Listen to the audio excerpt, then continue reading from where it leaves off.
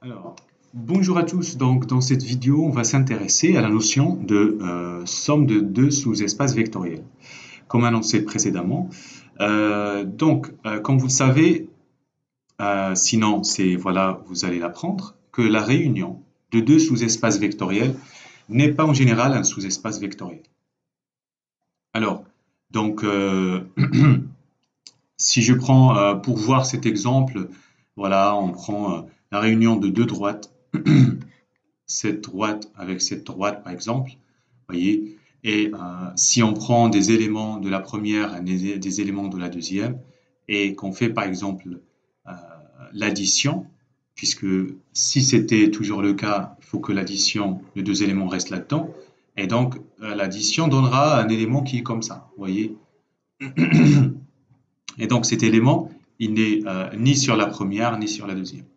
Hein, donc c'est pour expliquer que la somme, l'union n'est pas en général un sous-espace vectoriel. Alors donc il est utile de connaître les sous-espaces vectoriels qui contiennent ces deux sous-espaces vectoriels. Voilà, vous avez deux sous-espaces, vous voulez savoir les sous-espaces qui contiennent ces deux. En particulier, on veut connaître le plus petit d'entre eux, au sens de l'inclusion. Alors c'est parti. Première définition, si f et g sont deux sous-espaces vectoriels d'un k-espace vectoriel E, on définit la somme des sous-espaces vectoriels f et g par l'ensemble noté f, grand F plus grand G, est donné par l'ensemble. Alors, qu'est-ce qu'il y a dans cet ensemble? Ce sont les éléments de E, tels qu'il existera un x dans grand F, un y dans grand G, tel que z s'écrit sous forme un élément de F plus un élément de G. Voilà.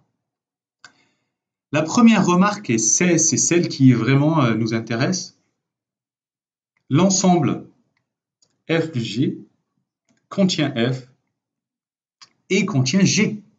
Alors, pourquoi ça? Si on veut donner une justification rapide de ça, alors si j'écris quel que soit x dans grand F, d'accord? Le x, je peux l'écrire comme x plus 0. D'accord? C'est toujours x. Avec x dans F, et ce 0, bah, finalement, c'est 0 de G, donc c'est un élément de G, car car G est un sous-espace vectoriel. SEV, voilà. D'accord? Ainsi, donc, le X appartient à F plus G. Voilà. Donc, si je prends n'importe quel élément dans F, il est dans la somme. Ben, je fais pareil, quel que soit Y dans G, Y c'est un 0 plus Y, avec Y dans G, et le 0, c'est 0 en fait de F, appartient à grand F. Et ça, c'est car F est un SEV. Donc, Y appartient à F plus G. Vous voyez? Donc, premier résultat atteint, on est content, c'est que F plus G contient F et contient G. Alors, regardons maintenant un théorème de structure, parce qu'on a défini l'ensemble F plus G, on veut savoir quelle est sa structure. Alors, premier résultat, parce qu'il y en a deux, si F et G sont deux sous-espaces du K-espace vectoriel E, alors F plus G est un sous-espace vectoriel de E. Très bien. Donc, on va le montrer, hein, on sait comment faire.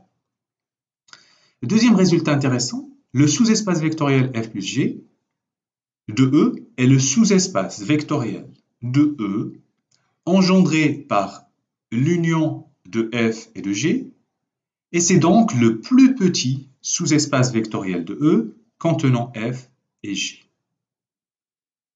Ça, c'est vraiment très puissant. Voilà. On va voir comment on va démontrer ce résultat. Alors, c'est parti. Euh, le premier résultat, normalement, il ne posera pas de problème. Alors, on veut montrer que c'est un F plus G est un sous-espace vectoriel de E. Alors, en général, vous savez, on a deux résultats à montrer. F plus G est non vide, car F non vide et G non vide, puisque ce sont des sous-espaces vectoriels. D'accord? Et F, on a vu qu'il est inclus dans F plus G, et G est inclus dans F plus G. Voilà. Alors maintenant, la deuxième partie, c'est qu'il faut montrer qu'il est stable par combinaison linéaire. Alors, pour tout U, V dans F plus G, et lambda mu, on va dire dans K carré, est-ce que, question, lambda U plus mu V appartient à F plus G? Voilà, ça c'est un calcul, on va dire, immédiat. On a U appartient à F plus G. V appartient à F plus G. Donc je vais les faire en parallèle. Donc il existe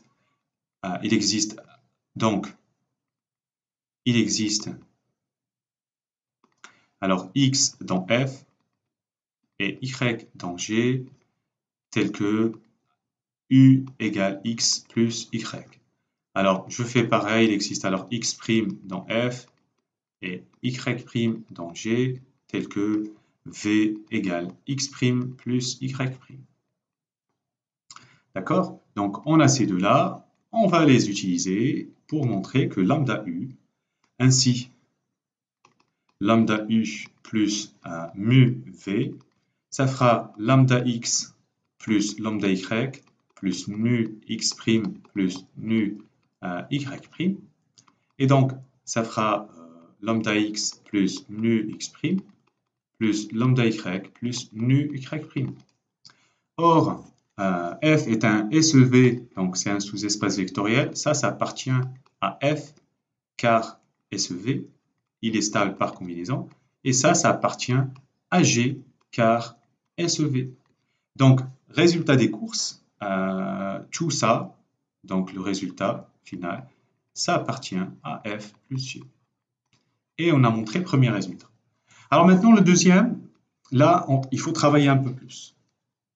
Le premier sens, on veut montrer donc, que F plus G est le sous-espace vectoriel de E engendré par F union G. D'accord? Alors, donc la première chose, comme F est inclus dans F plus G et G est inclus dans F plus G, de plus, on a vu que F plus G est un sous-espace vectoriel de E, alors F union G est inclus dans F plus G. Voilà, ça c'est le premier résultat. Donc, regardez bien ce que j'ai mis. Hein. Donc, j'ai F qui est inclus dans F plus G, G qui est inclus dans F plus G, et que F plus G est un sous-espace vectoriel de E. Voilà. Alors, maintenant, il faut montrer que, alors, montrant que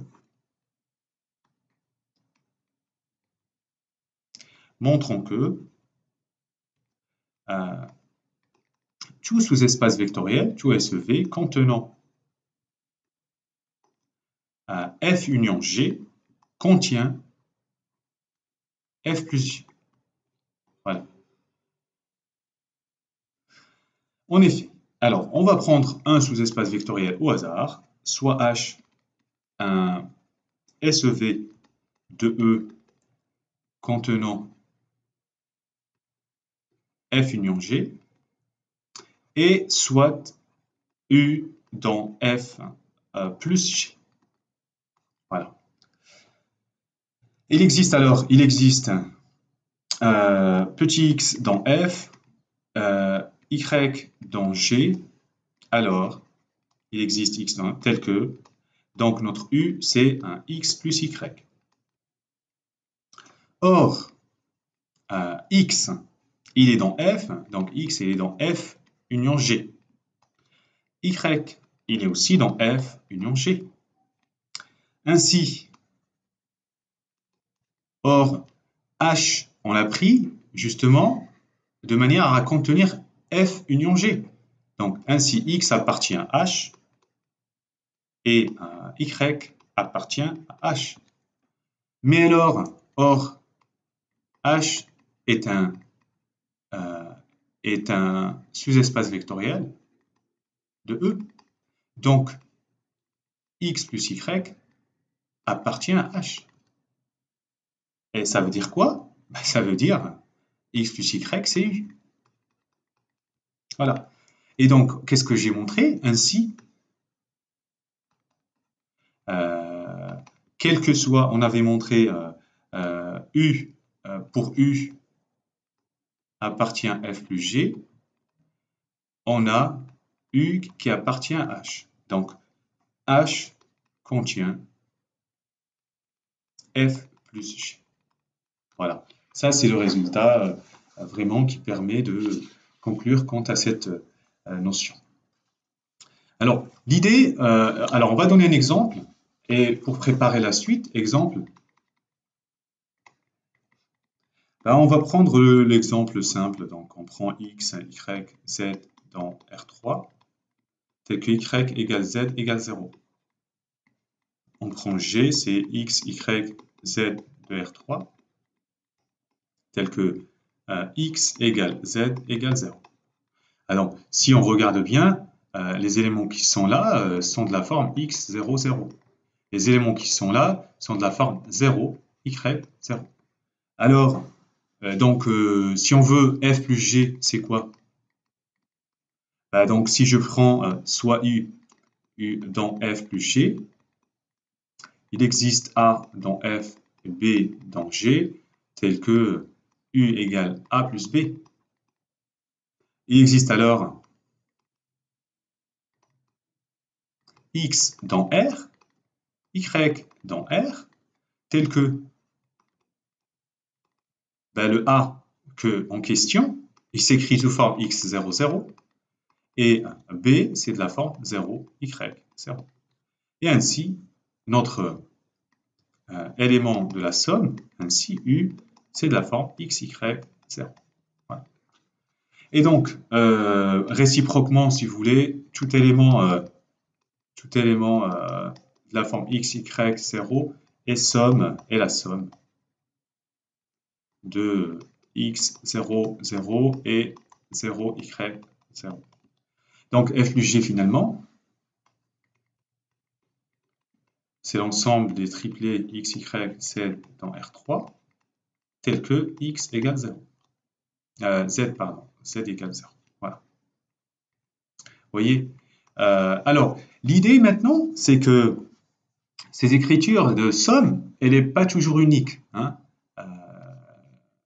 Quand j'écris U dans F plus G, il existe A dans F et B dans G, tel que U égale A plus B.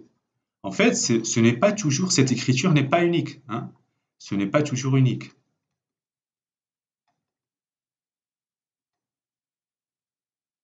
Donc, la prochaine fois, on regardera quand c'est unique et c'est ce qu'on appelle la somme directe de deux sous-espaces vectoriels. Voilà. Bon courage!